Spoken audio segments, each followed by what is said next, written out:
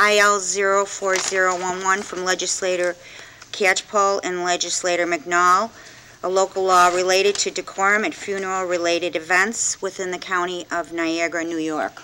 Motion to implement 15 by Legislator Catchpole, second by Legislator McNall on the question of implementing 15. All in favor? Aye. Opposed? The resolution as implemented by 15 by Legislator Catchpole, second by Legislator McNall on the question. Mr. Chairman, I rise as the new lead sponsor of IL 40.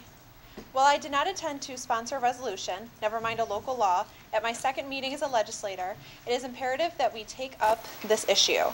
My former colleague, Legislator Santanato, introduced this measure because he thought it was important, and I concur.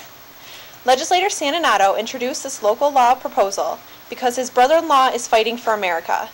Fighting for us, really, on the other side of the world in Afghanistan. And while we all, I'm sure, pray for Vince's brother-in-law's safety, we also understand the underlying debt of honor that Legislator Santanato felt here. When America's sons and daughters come home from war, as the honored dead, we have an obligation to make sure they are, indeed, treated as the honored dead. Should some despicable stranger turn their funeral into the site of a bizarre political statement, then we, as a society, have failed them. Maybe I'm personally too close to this issue. As an 18-year-old, I'm bidding goodbye to some of my friends this month. They're graduating high school. But, unlike me and many of my luckier peers, they won't be going to college.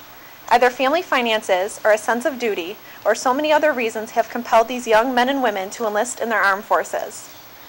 My friends may soon be in harm's way, and like Legislator Santanato before me, I feel a debt of honor to them. If I, as a legislator, had the power to ensure they or their comrades, who God forbid make the ultimate sacrifice for us, if I, as a legislator, had the power to ensure these good men and women would be treated with dignity and honor, rather than callous disrespect, and I did nothing, well, I think I'd be no better than the bizarre and selfish people who pick at soldiers' funerals.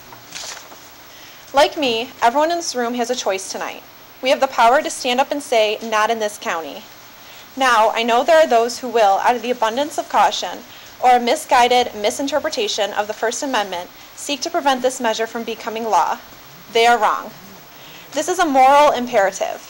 It is a measure of the kind of person, the kind of county this truly is. What we will do with this proposed law will say a lot about everyone in this room. And let me be clear, while the gross disrespect of our fallen military heroes prompted this law isn't just about them, nor it is about the so-called church that has made a national name for itself by desecrating these funerals. It's about the proper decorum at every funeral in this county and those events around it. It sets reasonable limits on repugnant behavior, and it seeks to preserve the dignity of every single citizen in this county as they enter their eternal rest.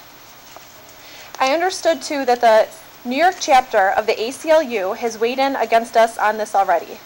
Well, that's fine. Never has being opposed by the ACLU been a mark of shame. Few groups have been so wrong about so many things for so many years.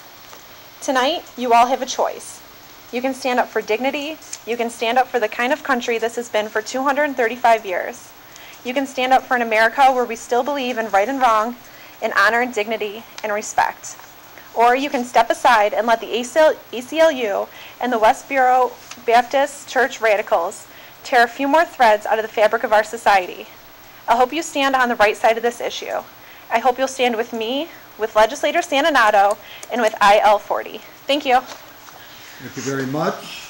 Still on the question? All in favor? Aye. Opposed?